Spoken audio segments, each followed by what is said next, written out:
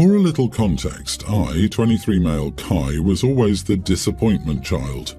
My younger sister, 20, Gigi, was always the favourite as soon as she was born. My parents, Julia, Mom, 46, and Harris, Dad, 48, always favoured Gigi as she was a girl, and a week before Gigi was born, my grandmother Gianna passed away, so my mom named her Gigi in honour of my grandmother. The problem here is that my parents always favoured Gigi no matter what, resulting in me and my family not being close. Now my fiancée, soon-to-be wife Remy, 22, and I are having our wedding next week. I proposed to her 2 years ago and my family was supportive. We've been planning our wedding for 2 years and are very excited about this. We announced the date 5 months ago. We invited everybody, chose the food, outfits and everything needed for a wedding. The date was perfect for everyone and we planned it with Remy's family who lives in France. The problem is, last month Gigi was arrested for a DUI, driving under the influence, and she got 1 month in jail.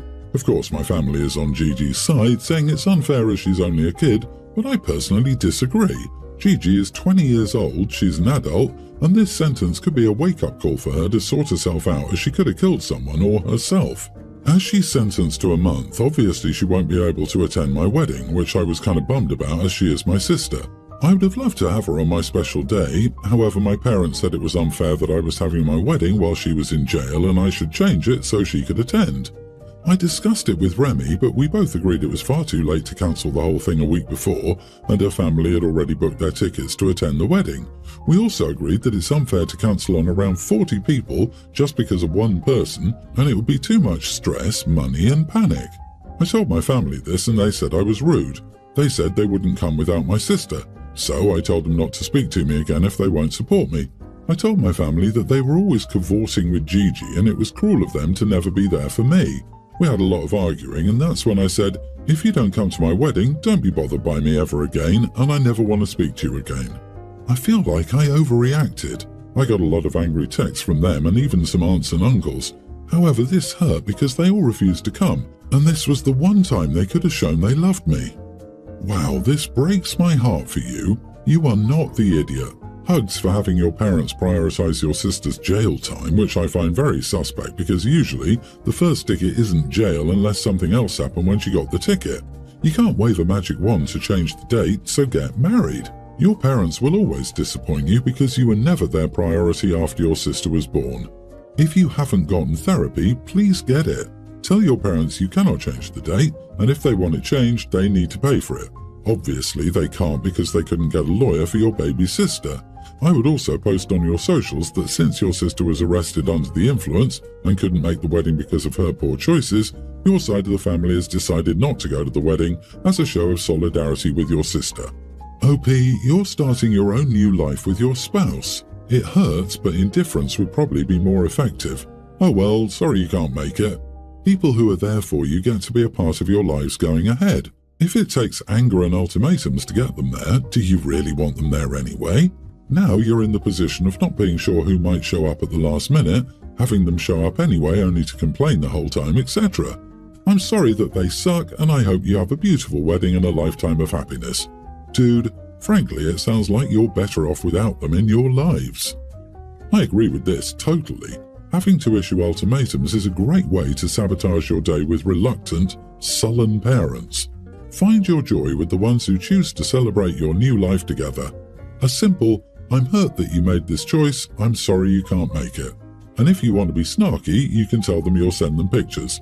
Or, to be snarky, you can Photoshop Gigi into the wedding pictures with jailbird wings and bars in front of her face. I wouldn't actually do it, but it's fun to dream. Update number 1. Am I the idiot for telling my parents I will never speak to them again if they choose my sister? For more info, my sister was under the influence of drugs as she was coming back from a party. Her excuse was she was pressured to do it, but I disagree as she's a full-grown adult. Later on today, Remy got a message from my mom saying, "It's disrespectful to make Kai turn against his family." Remy got really upset over this. This message made her feel bad about herself and she even considered cancelling the wedding. I got angry with this and I let my anger get the best of me, so I confronted my mum, Julia. I texted her, "I saw the message you sent, Remy. May I know the reason why you found that okay in your brain to say that?" Julia, "Well, since you're not manning up, someone has to do it for you. And oh please, we all know who's forcing you, hun." Me, No one is forcing me. The fact you thought it was okay even to message Remy is stupid. I always knew how entitled you were. I can't say I'm surprised we all know who your golden child is, and thanks to you, she's in jail. Julia, your sister is in jail for no reason, and you should support her while she's going through these hard times. Instead, you leave her, which is why me and your father won't be attending your wedding. Me? Honestly, I couldn't care less at this point. I'm used to it. It's always Gigi and never me. Julia, you should be ashamed of yourself for being a jealous brat. Me? The only thing I'm ashamed about is having you as a mother. After this, I blocked her. Honestly, I couldn't care less. I hope I did the right thing. I'm so proud of you. I'm cheering for you out loud. Your mother is blind as can be and blames everyone but herself. No doubt the reason your sister does the same thing. Of course, it can't be her fault that she took drugs and drove. You made the best choice you could under the circumstances, and I know it's hard to be hard. Your parents probably won't act like they care until you guys start having kids. And even then, as soon as your sister starts having them, yours will immediately be pushed aside. You did the right thing. Stick to your guns. Last year, before Thanksgiving, my brother, the golden child, was arrested for trying to hurt someone with a sword in front of his wife, my sister-in-law, and 2 young children. My mother tried to force us all to cancel everything until he got out. My birthday, Thanksgiving, Christmas, New Year's, my nephew's birthday, my sister's birthday. Because it wasn't fair. It caused immense amounts of drama, including showing up to scream at my sister-in-law multiple times over it because she didn't lie to the cops about what happened, and it's her fault. Yeah, I helped her file for divorce, got her out of that small town, and cut off all those toxic, narcissistic idiots, and life has never been better. Do not give in to this BS. You also rock, Kai. I hope your wedding will be amazing and that Remy and you have a wonderful life together. Update number 2. Am I the idiot for telling my parents I will never speak to them again if they choose my sister? Today, I just woke up to a message from my father. I blocked my mom yesterday and must have forgotten to block him. Dad, are you going to change your wedding date? Me, you seriously think I will change the wedding for one person? Dad, that one person is your sister. She's innocent. She's your real family. Kai, do it. Your sister's going through a hard time. She's really upset she can't go. We didn't raise you to be this way. Me, you guys barely raised me at all. Dad, stop exaggerating. I can't be bothered with you right now. Your mom wants to speak to you. Unblock her. Me, no, there's nothing to be talked about. I'm not changing my wedding date and that's final. Dad, we won't come then. I told him I didn't care and uninvited them. I blocked him after. I know what I did was right and I'm not asking for advice anymore. Remy's parents are coming today and I know they're very sweet. I feel they are family, but my parents will never be. Good for you. Congratulations on your wedding. The gall of them to suggest she's not his real family. The words I'd have hollered at them. Shame the devil and tell the truth. Since you've uninvited them, I suggest you have security there to bounce them when they show up, or at least there for when they start causing an issue and you can have them bounced. Good point, and please get in touch with all your wedding suppliers and password the accounts. Woo, your parents are proof that relatives do not equal family. Your life will be much happier and more peaceful with them no longer in it. Go on and live your best life ever with Remy and her family. Never feel guilty about your decision to block your toxic blood relatives. My wife recently gave birth to my first child, but it's her 4th. With her first pregnancy, her family was very critical of the baby names she liked, so she just started giving her children ridiculous fake names, defending them furiously, and then, to everyone's relief, changing her mind at the last minute and naming them something normal. I thought this was hilarious, and thus we named our baby girl Grenadine. The joke fell flat though. My parents were too polite to say anything and my wife's family had already caught on and took no notice. Regardless, we kept using the name as an inside joke because it had grown on us. Not long after we revealed the baby's sex and name, my brother revealed that they were male to female and would be transitioning soon. This wasn't massively surprising to anyone, so she didn't really get much of a reaction beyond a polite "good for you" from all of us, to be honest. Skip forward to now, my wife is out of the hospital and we've brought Susan, a fake name for privacy, but I think something similar, home, and my family came to visit that week. My parents were visibly relieved and gushed over the new baby and her new name. My sister, on the other hand, pulled me aside and asked why we changed it. I explained the joke and that it was never a sincere choice, and she got very agitated. Apparently, she had adopted the name Grenadine for herself.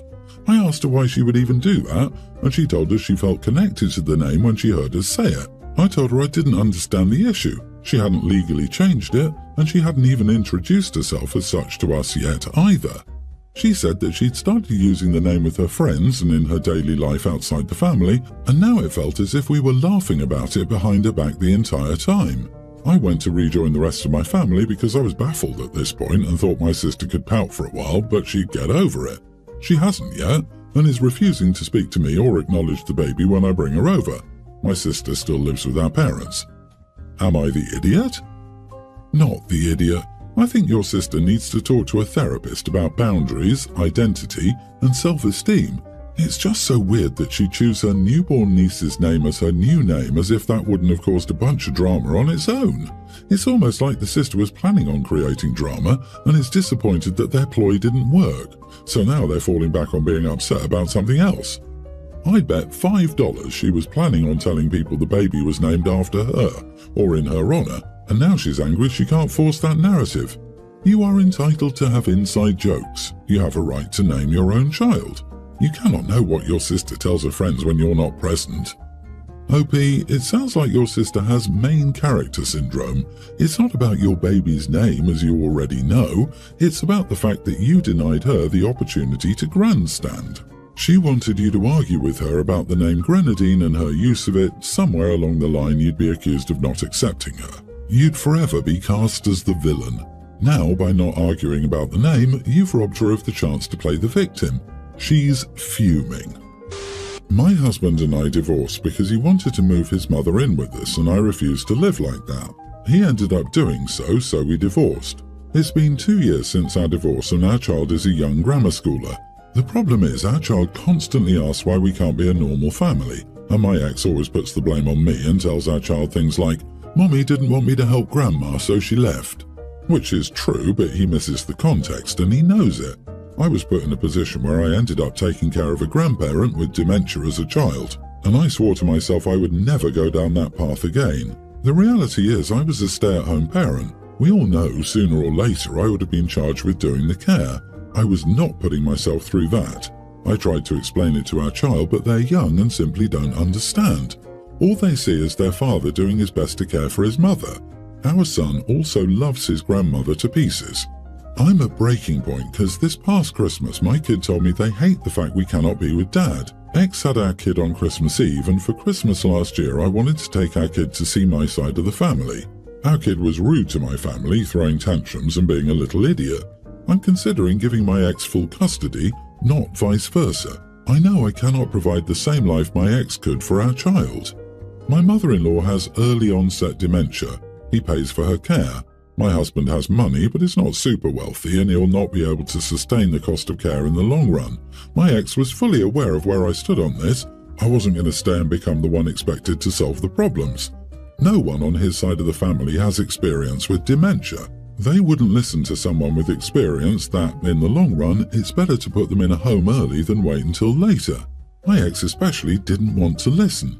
I know you can't argue with people who decided on this. I do not regret leaving.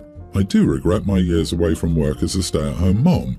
I'm starting at the bottom, and I also regret with my income I cannot provide the same quality of life for my son, which is why I'm considering giving full custody to my ex. I didn't qualify for spousal support because I have a valid degree. Am I the idiot for wanting to let him have full custody? Yikes, you are the idiot if you give up custody. Don't abandon your child because you're having a hard time handling the fallout of your divorce. Your kid is telling you precisely what is wrong with them, and you want to just cry off and walk away from the child who probably already feels abandoned by you. That kid will forever know that mom decided they weren't good enough to stick around. Not once, but twice, because at their age, they didn't handle some big trauma well, apparently without any help. Disagree. Since they're a kid, they prefer being around the fun parent, even if they're not doing a good job parenting. Maybe let your child live with your husband and his mom for longer periods of time, as long as your child wants. Right now, the child is probably only getting the holiday version of life with Dad and Grandma, and it's so nice and fun. The child isn't going to realize what it's like to live with a sick, elderly relative who needs constant care until he or she actually gets the chance to experience it. Agree. It's called parental alienation and your ex is doing a good job. This is child abuse and needs to be brought before the judge before he destroys your relationship with your child. Of course, let the child know that you will miss him or her a lot and take him or her back whenever they want, but give them the chance to experience living with dad full time. You will also gain respect from the child for respecting their wishes and treating them like autonomous people, which will benefit their development.